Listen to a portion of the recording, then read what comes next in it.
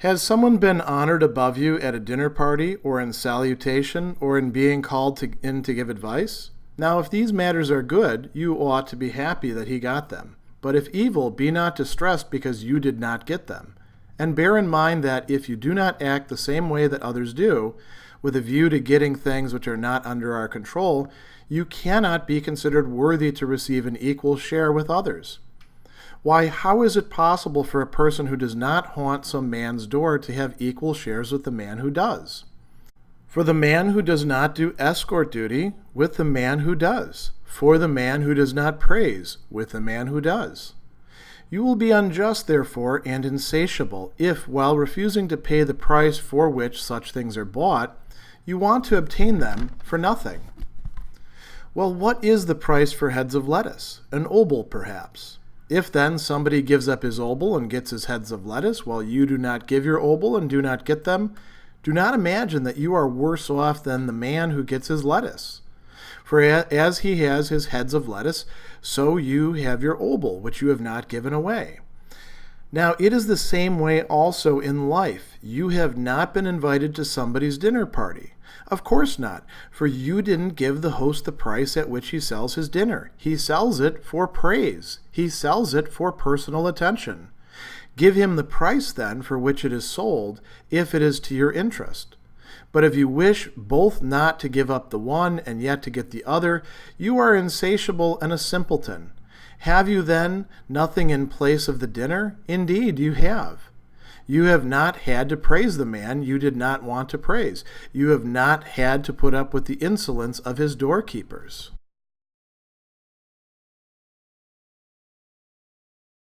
This long chapter, number 25, gives us some really valuable advice for situations that we encounter quite often.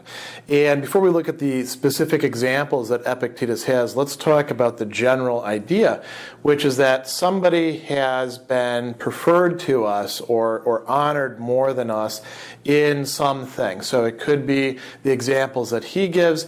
It could be all sorts of other things, in the internet world. It could be you read a great blog article, but then you see somebody else's blog article being posted everywhere, going viral, and you're like, wait a second, what about my stuff over here? Why does that person's stuff get, talked about so much, but mine doesn't? Or, we could think about friends, and, the friend invites this person, but doesn't invite this person. And Epictetus gives us some really useful advice. The three examples that he has here that he starts with are being invited to a dinner party, being invited to eat with somebody, right? Salutation is how it's translated, pros agoreuse, meaning, how we greet each other, how we engage with each other, we might say, right? Do you stop on the street and chat with somebody, or you say, hey, nice day, and then move on, right?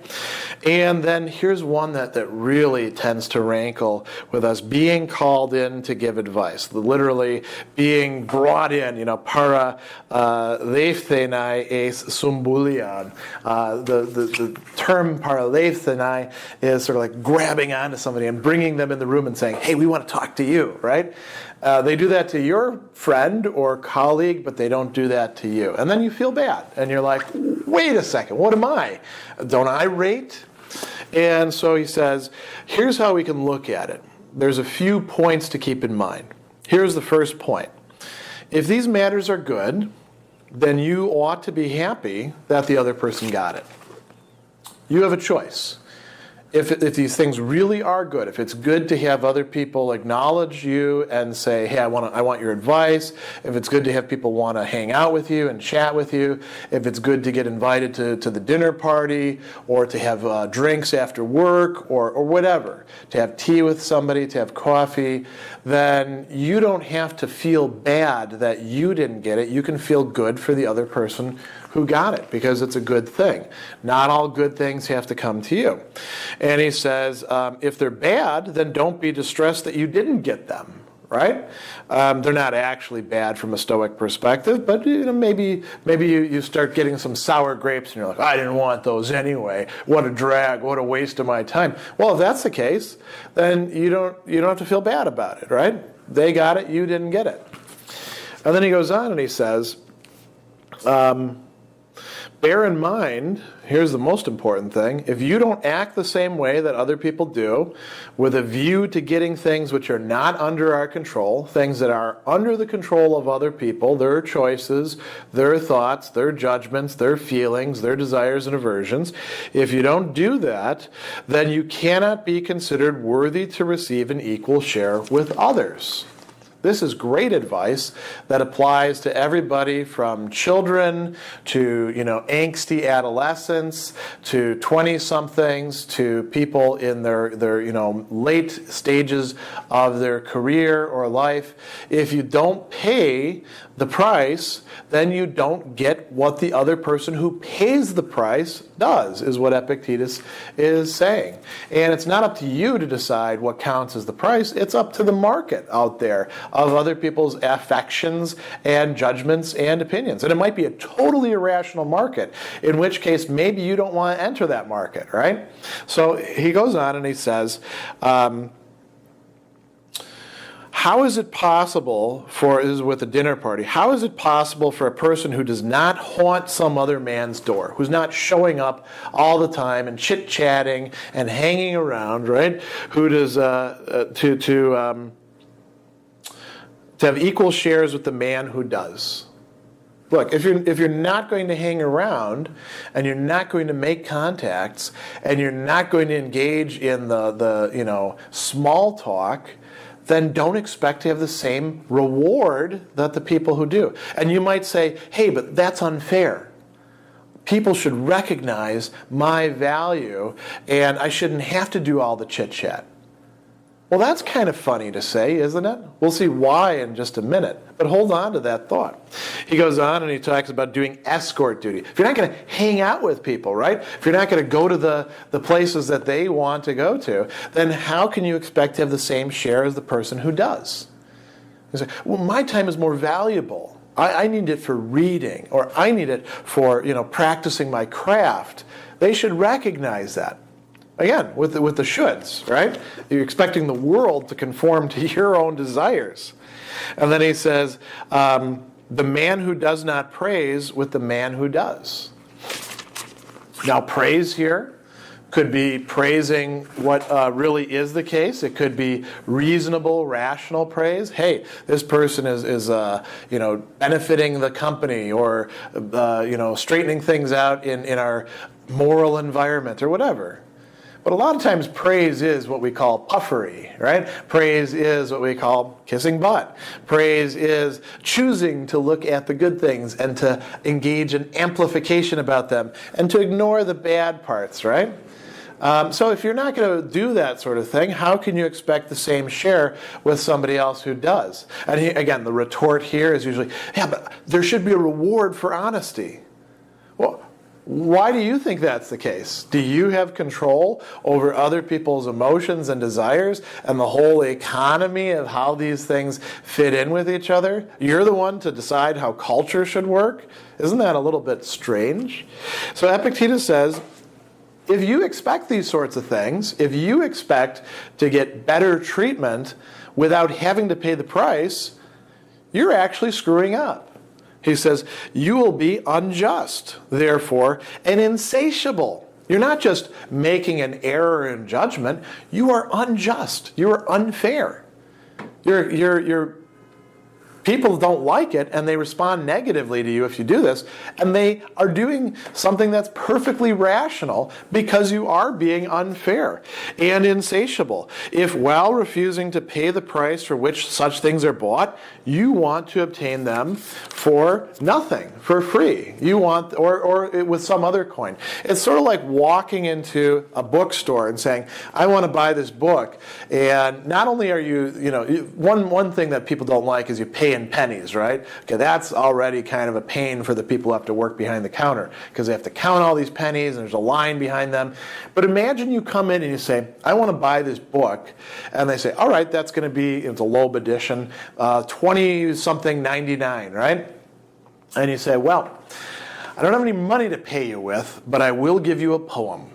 or I will give you some advice, or I'll wash some dishes for you, or pick whatever else you like. Can I do a little dance for you, a little performance art? And they'll say, get the hell out of here.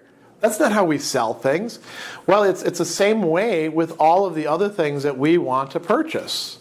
If we want the thing, you pay the price. And if you don't want to pay the price, then you've got a problem. So he goes on and he says, think about lettuce. What is the price for heads of lettuce? An obol, perhaps. That's a little tiny coin, right? Well, somebody gives up his obol and gets his heads of lettuce. You don't give up your obol and do not get them. Do you imagine you're worse off than the person who gets his lettuce? No. There's a trade-off. You either keep your little coin or you get your heads of lettuce. You can't eat your coin, but you can buy other things with the coin if you want to, right? Or you can even look at it if you get some satisfaction out of that. Or you can eat your lettuce. And you better eat it soon because lettuce tends to spoil. So he says, you're not worse off than him. He has his heads of lettuce. You have your obol, which you've not given away. Epictetus goes on and says it's the same way in life. You've not been invited to somebody's dinner party? Well, of course not. You didn't pay the price. You didn't give the host the price at which he sells his dinner. You didn't get invited out for drinks with your coworkers or colleagues? Well, maybe it's the fact that you don't hang around and chit-chat with them and express some interest in their lives. And you say, well, their lives are boring and mundane, or I'm shy, or something like that. It doesn't matter. If you didn't pay the price, you're not going out for drinks. Or whatever else you want to talk about. This is a common issue. There's a lot of people who feel a sense of entitlement that they're giving us something by just sharing their company with us, and we should be happy to have that. Epictetus says, no. You have to pay the price.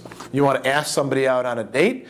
Well, you better actually smile at them. You'd better actually seem like somebody that they might want to go out with, even if you aren't necessarily that, right? And they'll figure it out if you're not, because you have to continue paying prices. If you show up to the dinner party and you paid the price of praise originally and then you turn off the spigot, your host is going to say, I'm not inviting him back. So he goes on and he says, look, he sells it for praise. He sells it for personal attention. Give him the price for which it's sold if it's in your interest. If you want to go to the dinner party, if that's really what matters to you, then go ahead and kiss a little butt, because that's what it takes to get invited. If let's say another thing, if having a client requires that you email them 3 times because they're a little bit absent-minded or they've got a lot going on and you want to have that client, well, you got to email them 3 times. And if that really is too much of a burden for you, then don't have the client and don't complain about it, because you're the one who gets to choose. It's up to you whether or not you are going to pay the price. So he says, if you wish both not to give up the one and yet to get the other, not to pay the price and to get the thing, you're insatiable and a simpleton. Do you have nothing in place of a dinner? Sure you do. You have not had to praise the man you did not want to praise. If that's really what matters to you, not having to tell people, things about themselves that aren't strictly true, if honesty matters to you, well then don't praise people. And then, you're not going to get invited to the dinner party. So he says, you have not had to put up with the insolence of his doorkeepers. There's also sort of a little kicker thrown in there. There's always like annoyances that come along with even getting the stuff that you want. You got to schmooze, so you get in the box seat thing for the game, and you watch the baseball game or you go to the Greyhound track or whatever else it is, and there's, all sorts of buffet items out there for you to eat and free drinks, and yet the people that you're there with are going to talk all sorts of BS that you have to listen to, and you're like, I don't really care for this.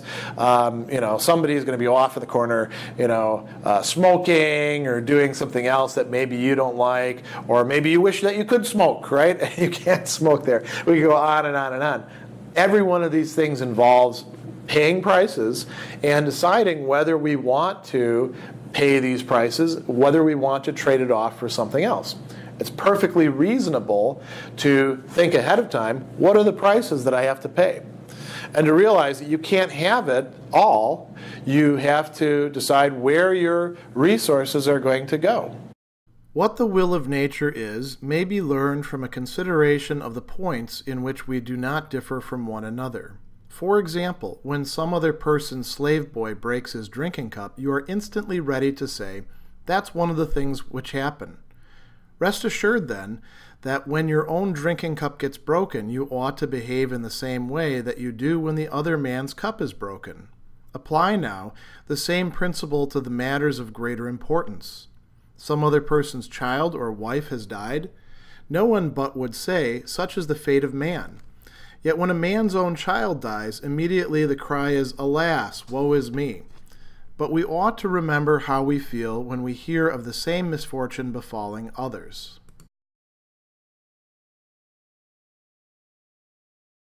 Here in chapter 26, Epictetus is introducing one of these sorts of considerations that reverses perspective. He says, put yourself in another person's place and then look at your own conduct, look at your own decisions, and things might appear to you a little bit different because you do the same thing when you are looking at somebody else's choices, decisions, attitudes.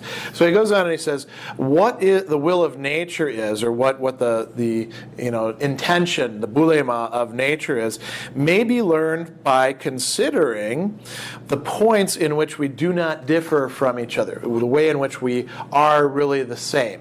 So we get a lot of perspective by looking at other people as being like us and then applying that to ourselves.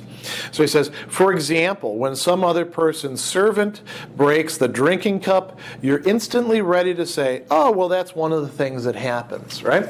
So when you go to somebody else's place and, you look at their yard and their yard is all messed up, you say, "Oh, well, it's a drought. Not that big of a deal." They may be all broken up over it. We do this also, speaking of breakups, with relationships, right?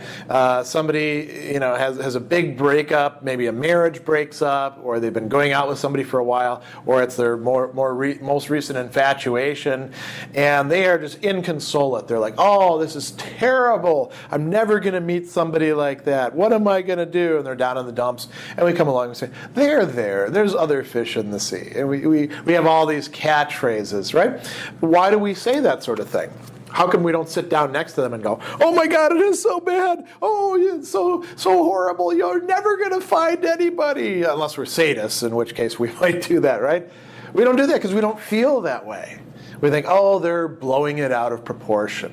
They're not having a clear sense about what the situation really holds. It's better off for them that this person is leaving them behind." So he says, rest assured, when your own drinking cup gets broken, you ought to behave in the same way that you do when the other person's cup gets broken. So when you go through a bad breakup, you ought to behave in the same way in accordance with the advice that you've been giving your friends or your family members when they're the one who got dumped. We don't do that, but we could. That is something that lies within the scope of our possibilities. We could choose to do things that way. If we wanted to be consistent, if we wanted to be rational, that is indeed what we would do. So he says, apply now the same principle to the matters of greater importance. It's very difficult to think of things that are more traumatic. There are many things that are very traumatic in a person's life, but the loss of a child is one that's certainly far up there. Suppose another person's child or wife has died. No one but would say, "Such is the fate of man." We say, "Well, these are the things that happen," right? Yet when a person's own child dies, immediately the cry is, "Alas, woe is me." And he says, but we ought to remember how we feel when we hear of the same misfortune befalling others. If we think that they can manage, if we're ready to provide a kind of sense of perspective, the world is not ended, it hurts a lot, but you're going to be able to go on, we can give that same advice to ourselves when we encounter similar situations.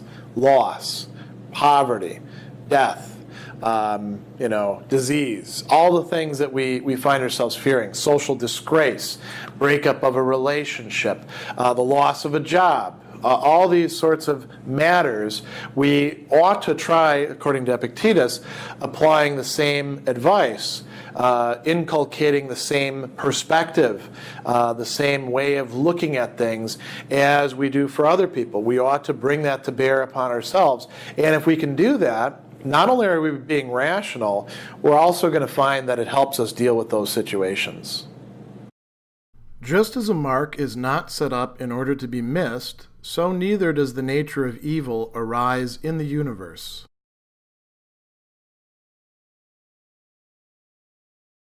Chapter 27 is a very short, pithy statement, exactly the sort of things that the Stoics called a dogma, something that you could sort of memorize and have ready at hand when you encounter difficult situations.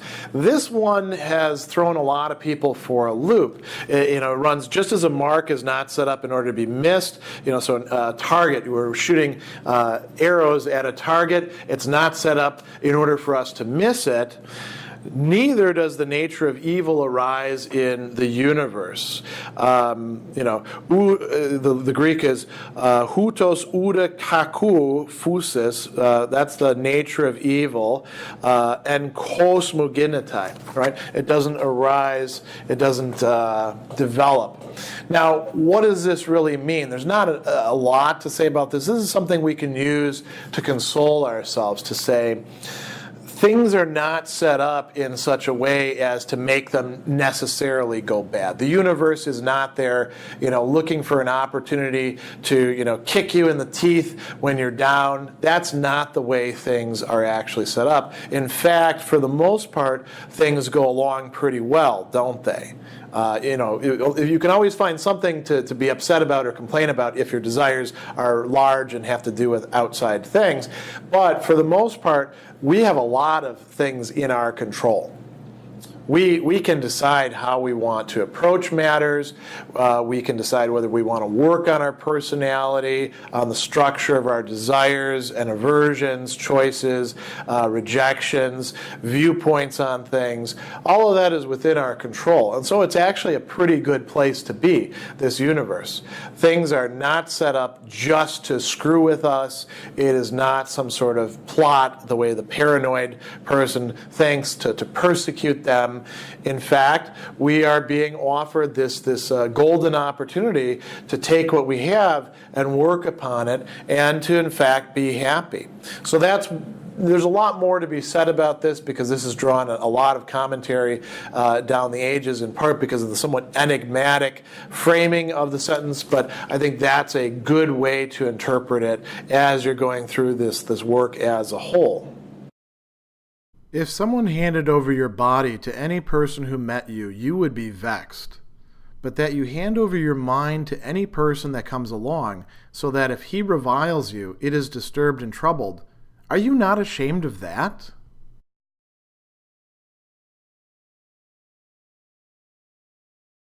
Here in chapter 28, Epictetus is making a very valuable comparison that can allow us to put things into perspective. And he talks about somebody handing over our body to any person who met us. If it has to do with our physical space, and it has to do not just with our body, but also our possessions, or say online presence, or other external matters, we're ready to go on the attack when we feel like our rights have been violated, that somebody has betrayed us, that somebody has violated an agreement, anything along those lines.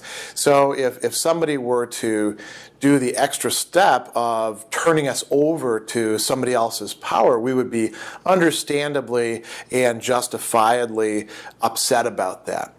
Now, why don't we feel that way, as Epictetus points out, when it's our mind? Or in Greek, literally, it's tein gnomen, not the entire mind, but you might think of this as our faculty of deciding, of judging, of thinking things through. Why aren't we so upset when somebody hands this over? Or rather, there's nobody else handing it over. It's ourselves who hand that over to somebody else. And we might do this out of inattention. We might do this because of bad bad mental habits. We might do this because we're swayed by various emotions and desires and aversions. We have certain prejudices.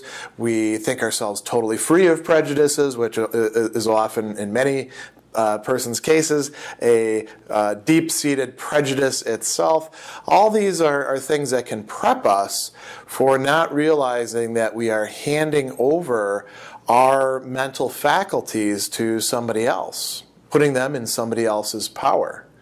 And we do that because we ourselves have power over that.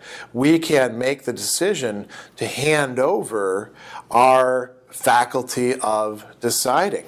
And so he says that you hand over your mind to any person that comes along. Doesn't that bother you? Aren't you ashamed of that? And what does he mean by that? Notice the example, so that if this person reviles you, if this person says bad things to you, if this person, scowls at you or talks to you in an unpleasant tone or is impatient with you or doesn't want to see you today, right, is brushing you off, you can get the sense. Why are you so upset? We become disturbed and troubled, he says. We don't have to do that. We have control over that if we decide to take that control. That's a big if right there. If we don't do that, then we're in effect giving everybody else willy-nilly our own mind to do with whatever they want. And many other people out there in the world will say, I don't want your mind, do whatever you're going to do. But there are many other people out there who are on the lookout for that. Con artists, advertisers. Advertising as a whole works by getting us to buy into it. People who want us to vote a certain way, who want our assent to certain things or want us to reject certain things. On the internet, those who want us to click on the clickbait and then share it because we're upset or because we think it's cute or all sorts of other things as well. So Epictetus is saying, if the reasoning works for your body, you don't want other people to hand your body over to somebody else, then the reasoning works just as well for your mind, except that it's you that's doing the handing over.